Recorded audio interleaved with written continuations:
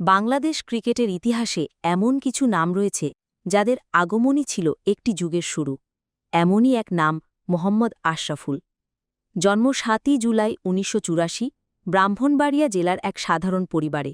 তবে খুব অল্প বয়সেই স্পষ্ট হয়ে যায় এই ছেলেটি সাধারণ নয়।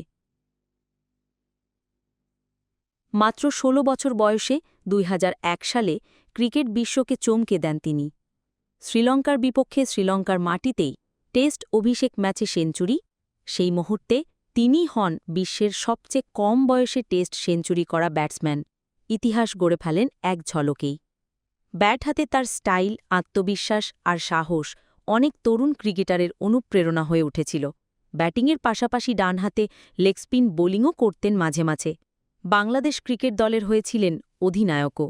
নানা চড়াই উতরাই পেরিয়ে আশরাফুল নিজেকে বারবার প্রমাণ করেছেন একজন যোদ্ধা হিসেবে।